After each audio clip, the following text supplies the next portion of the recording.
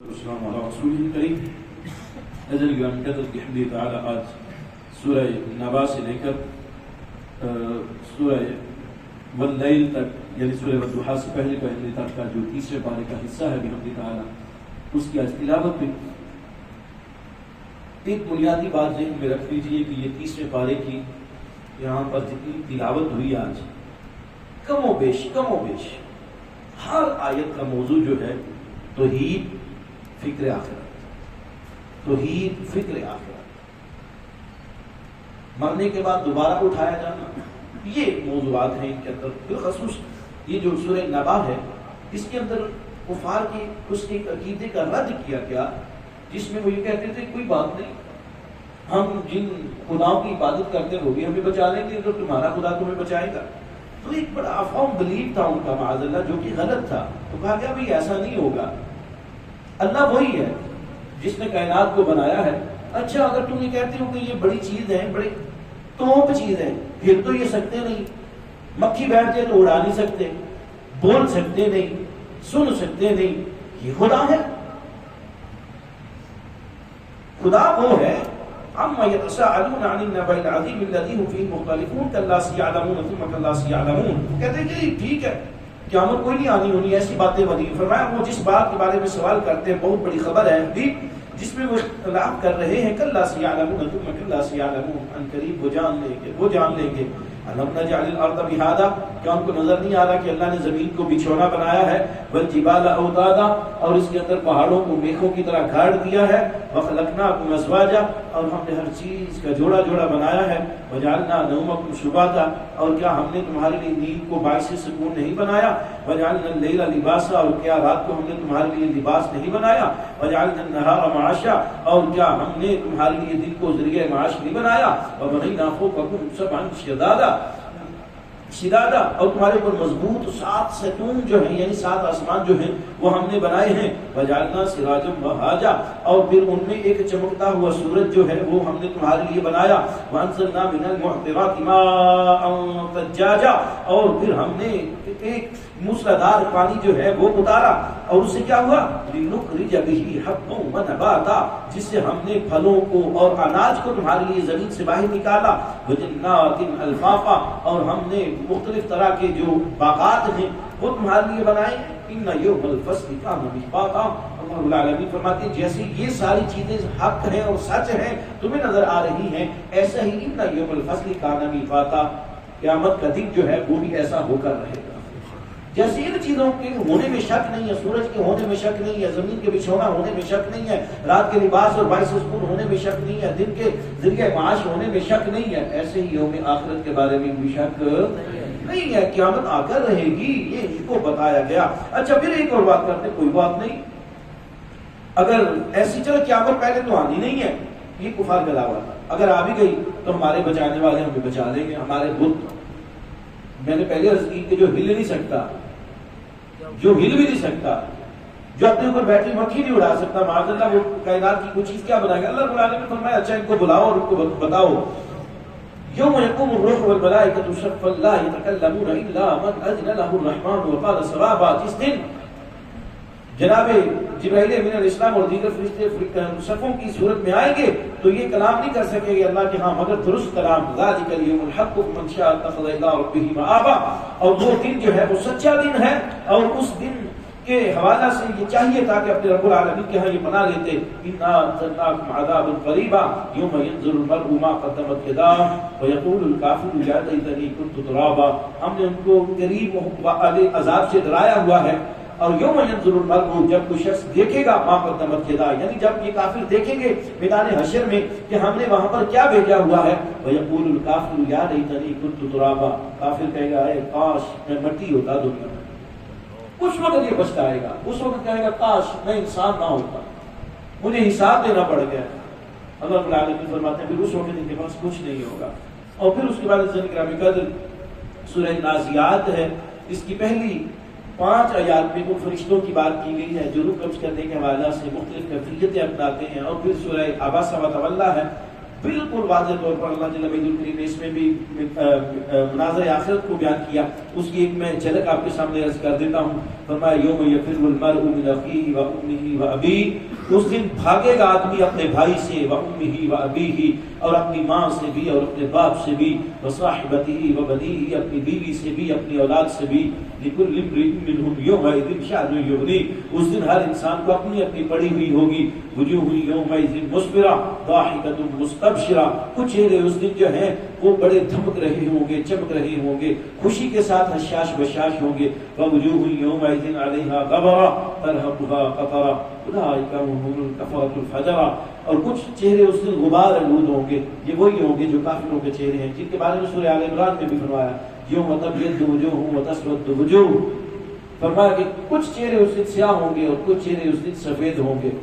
یہ اللہ رب العالمین بیان فرما رہے ہیں. دعا یہ کیا کریں، اور جب بھی وضو میں اپنا چہرہ دھویا کریں تو اس دن اس وقت یہ دعا پڑھا کریں. زبان عربی نہ بھی پڑھ سکے تو یہ ضرور پڑھا کریں. دل میں کہہ لیا کریں کہ اے اللہ تعالیٰ، جس دن کچھ چہرے سیاہ ہوں گے کچھ چہرے سفید ہوں گے، میرے چہرے کو اس دن جو ہے اے مالک مولا سفید رکھنا. پھر اس کے بعد سورہ تکویر جو ہے، اور جتنے یہ سورت اور اس کے بعد سورہ الانفطار، اس میں کائنات کی بے ثباتی جب قیامت آئے گی، جو جو ہونا ہے نا اس کے متعلق اللہ رب العالمین نے بیان کر دیا. اذا الشمس كورت واذا النجوم انكدرت واذا الجبال سيرت، جب سورج بے نور ہو جائے گا، جب ستارے منتشر ہو جائیں گے، جب پہاڑ چلنا شروع ہو جائیں گے. واذا العشار عطلت، جب گابر اونٹنی جو ہے وہ اپنے بچوں کو جنم دے گی. اور پھر آگے اللہ رب العالمین اسی میں بیان فرمایا واذا الموءودۃ سئلت بأي ذنب قتلت. اللہ رب العالمین فرماتے ہیں وہ زندہ درگور ہونے والی بچیاں جن کو قبروں میں زندہ گاڑ دیا گیا تھا، ہم ان کو باہر نکالیں گے اور ہم ان سے پوچھیں گے بأي ذنب قتلت، بتاؤ تو صحیح تمہیں کس جرم کے سبب جو ہے وہ قتل کیا گیا.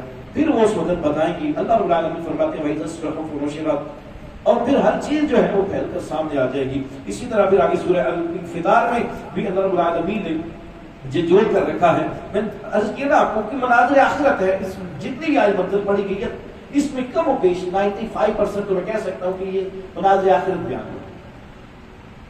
اذا السماء انفطرت، جب آسمان پھٹ جائے گا. واذا الکواکب انتصرت، جب ستارے جو ہیں وہ بکھر جائیں گے. واذا البحار فجرت، جب سمندر جو ہے وہ ابل پڑیں گے. واذا القبور بعثرت، اور جب قبریں جو ہیں وہ پھٹ جائیں گی. کیا ہوگا؟ علمت نفس ما قدمت واخرت، ہر جان جان لے گی جو اس نے آگے بھیجا ہوگا، جو اس کا نامہ اعمال ہوگا. یا ایھا الانسان ما غرک بربک الکریم. میں اتنا لاڈلا انداز اللہ کا، صدقے جب اپنے مالک کے، اپنے رحم الرحیمین کے، اتنا خوبصورت انداز اللہ رب العالمین کا انسان کو سمجھانے کا. فرمایا یا ایھا الانسان ما غرک بربک الکریم، اے انسان تجھے تیرے رب سے کس چیز نے دھوکے میں ڈال دیا، کس چیز نے تجھے تیرے رب نے دور کر دیا ہوا ہے. پھر آگے فرمایا رب پتہ کون ہے؟ الذی خلقک فسواک فعدلک فی ای صورت ما شاء رکبک کلا بل تکذبون بالدین. کہا وہ رب جس نے تیری بڑی خوبصورت شکل جو ہے بنائی اور تجھے ہینڈسم اور سمارٹ بنایا. یہ میں جان بوجھ کے انگلش کا ترجمہ کر رہا ہوں، آپ کو سمجھنے میں آسانی ہو. جس نے تمہیں بڑا ہینڈسم بنایا، بڑا سمارٹ بنایا. فی ای صورت ما شاء رکبک، جس طرح کی صورت چاہی اس نے دی. کلا بل تکذبون بالدین، اتنا بڑا پیدا کرنے والا، اتنا بڑا پیدا کرنے والا، اتنا بڑا پیدا کرنے والا. دنیا میں اربوں انسان آئے ہیں، خربوں ہو کر چلے گئے ہیں، اور پتہ نہیں کتنے آئیں گے، لیکن کسی کے ایک انگوٹھے کے نشان دوسرے سے نہیں ملتے. فتبارک اللہ احسن الخالقین، کیوں نہ صدقے جائے اس رب کے. ایک انسان کا انگوٹھا جو ہے دوسرے انسان کے ساتھ، آج بایو میٹرک کو ایک آئیڈینٹیفیکیشن کی علامت کیوں رکھا گیا، اسی لیے رکھا گیا کہ ایک انسان کے ہاتھ کے پور جو ہے وہ دوسرے کے ساتھ نہیں ملتے. ناک ممکن ہے ملتا جلتا ہو، چہرہ ممکن ہے ملتا جلتا ہو، قد کاٹ ممکن ہے ملتا جلتا ہو. یہ پیدا کرنے والی ذات کون کس کی ہے؟ اللہ کی ہے. اللہ رب العالمین فرماتے ہیں بندے کلا بل تکذبون بالدین، تو کیسے جھٹلا سکتا ہے یوم جزا کو. وَإِنَّ عَلَيْكُمْ لَحَافِظِينَ، اور ہم نے تو تمہارے اوپر دو جو ہیں محافظ بنائے ہوئے ہیں، کرامن کاتبین، وہ معزز لکھنے والے ہیں. یعلمون ما تفعلون، جو تم کرتے ہو وہ اس کو جانتے ہیں. میں یہاں پر ایک روایت پڑھی، میں پہلے بھی آپ سے شاید عرض کی ہے. یہ اس امت کے اوپر اکرام مصطفیٰ دیکھیے، رحمت مصطفیٰ کا اللہ رب العالمین کا انداز دیکھیے. کبھی فرماتے ہیں میرے جس امتی کے کا وصال ہو جاتا ہے نا، جو بھی امتی دنیا سے چلا جاتا ہے، اس لیے جو کرامت کاتبین ہے نا، دائیں اور بائیں والے فرشتے اچھائیاں اور برائیاں لکھنے والے، یہ کہتے ہیں مالک ہماری تو ذمہ داری مکمل ہو گئی، اس کا اچھائیوں اور برائیوں اس کی زندگی ختم ہو گئی، اب ہمیں کیا کرنا ہے؟ کون سے آسمان پر جائیں اور آ کر تیرے حضور تیری تسبیحات پڑھیں اور تیری عبادت کریں؟ اللہ رب العالمین فرماتے ہیں کیا میرے فرشتوں، میرے پاس آسمانوں پر فرشتوں کی کمی کوئی نہیں ہے، وہاں پر پہلے تسبیحات پڑھنے والے بہت ہیں، تو مالک پھر کیا کریں؟ کہا جس کے کاندھوں کے اوپر میں نے تمہاری ذمہ داری لگائی ہوئی تھی، جاؤ قیامت تک اس کی قبر پہ کھڑے ہو جاؤ، اس کی دعائیں مغفرت کرتے رہو۔ کتنا بڑا اعزاز ہے، حضور کی رحمت ہے، کتنی بڑی عزیزانی کرام قدر، یہ آقا کریم صلی اللہ علیہ وسلم کی امت کا خاصہ ہے حضور کی ذات کے صدقہ سے۔ تو پھر ہم کیوں نہ کہیں گے یا رسول اللہ آپ کی وجہ سے ہی ہمارے اوپر یہ کرم نواز ہے۔ عزیزانی کرام قدر پھر جتنا بھی پڑھتے چلے جائیں، میں اس میں صرف ایک سے دو اور اشارے عرض کر کے بات مکمل کرتا ہوں۔ اس کے بعد ہم نے سورہ مطففین پڑھی، اس میں ناپ تول کی کمی کے حوالے سے بڑا واضح طور پر کیٹیگوریکلی اللہ رب العالمین نے ان قوموں کی سزا کو بیان کر دیا کہ جو قومیں ناپ تول کی کمی کرتی تھی۔ پھر اس کے بعد سورہ الانشقاق ہے، پھر سورہ بروج ہے، سورہ بروج کے حوالے سے آیت نمبر 4 اس کا میں ایک اشارہ عرض کرتا ہوں، بات مکمل کرتے ہیں۔ قتل اصحاب الاخدود، قتل کیا گیا خندق والوں کو۔ روایات بیان کی جاتی، مفسرین نے بالاتفاق مویش لکھا ہے کہ ایک بادشاہ تھا،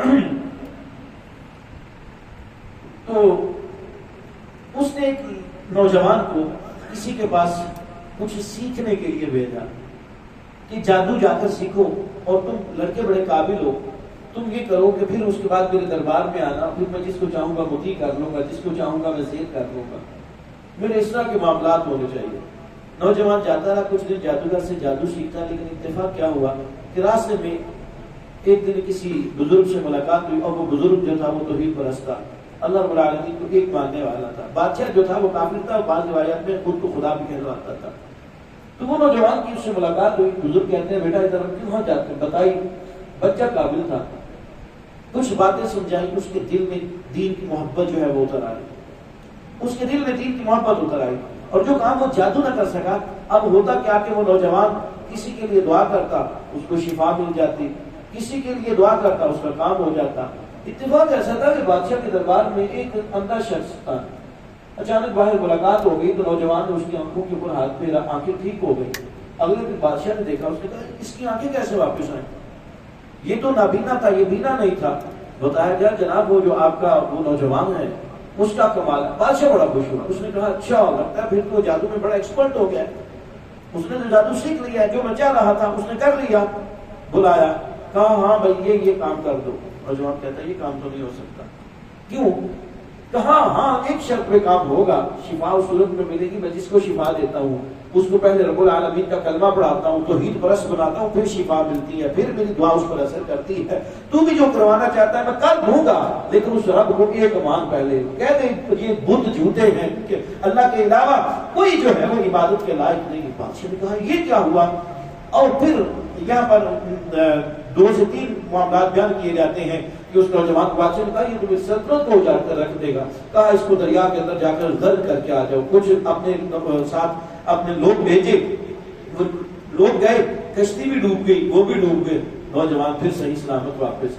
مختلف معاملات کیے گئے، ہیلے کیے گئے نوجوان کو مارنے کے لیے، لیکن نوجوان مرا نہیں ہے۔ اس نے کہا یار یہ کیا بات ہے؟ نوجوان نے آخر کر کہا، اس نے کہا ابھی بادشاہ بات سیدھی سی ہے، مجھے مارنے کا ایک ہی طریقہ ہے، تیر انداز ادھر کھڑا کر دے، مجھے پہاڑی کے اوپر کھڑا کر دے، اور وہ تیر انداز یہ کہے بسمی ربی حاضر غلام، اس نوجوان کے رب کے نام کے ساتھ، مجھے میرے رب کے علاوہ یا میرے رب کے نام کے علاوہ کوئی موت نہیں دے سکتا، یہ بھول جا تو جتنے بھی طریقے آزما ہے۔ اچھا ٹھیک ہے، تیر انداز کو کہا، تیر انداز نے کہا بسمی ربی حاضر غلام، اس نوجوان رب کے نام کے ساتھ پھر تیر چلا، گلے میں لگا، اس نے اپنی جان آفرین کے سپرد کر دی، یعنی جان دی ہوئی جس کی تھی اس کے سپرد کر دی۔ جبکہ بات ہوئی نا عزیزان گرامی قدر، قوم نے دیکھا، اور انقلاب ہمیشہ خون مانگتا ہے، جب خون آ جاتا ہے تو پھر انقلاب کو کوئی روک نہیں سکتا۔ اس نوجوان کے خون کی بدولت ہوا کیا؟ لوگوں نے کہا یہ بادشاہ جھوٹا ہے اور یہ نوجوان جو ہے یہ سچا ہے، صرف یہ نوجوان تو چلا گیا، اس نے اپنی جان دے دی، یہ جس رب کو ماننے والا تھا ہم ساری قوم اس رب کو ماننے والے ہیں۔ ہم سارے کے سارے اس رب کو مانیں گے، اس رب کے حضور سجدہ ریز ہوں گے، اس رب کو سبحان ربی العظیم اور سبحان ربی الاعلیٰ کی صداؤں سے بلند کریں گے۔ بادشاہ نے کہا یہ کیا ہوں، میں ایک سے اپنی سلطنت بچا رہا تھا، لیکن میری ساری سلطنت جو ہے توحید پرست ہو گئی ہے، اللہ کو ماننے والی ہو گئی ہے۔ پھر پکڑ پکڑ کر ان کو آگ جلائی اور آگ کے اندر ان کو ڈالنا شروع جو ہے وہ کر دیا، اور لوگوں کی اس طرح شہادتیں ہوئی۔ اس کے متعلق قرآن کریم نے یہ اشارہ کیا ہے کہ وہ جو لوگ تھے اللہ رب العالمین پہلے دور میں بھی اللہ رب العالمین کیا فرماتے ہیں کہ توحید کے لیے کوئی زمانہ ایسا نہیں ہے جب لوگوں نے قربانیاں نہ دی ہوں۔ دعا یہ کیا کرے کہ اللہ تعالیٰ توحید اور رسالت کی نسبتوں کے ساتھ ہمیں قائم رکھے اور ان کا فیض اور برکت حاصل کرتے رہنے کی توفیق عطا فرمائے۔ آمین۔ واخر دعوانا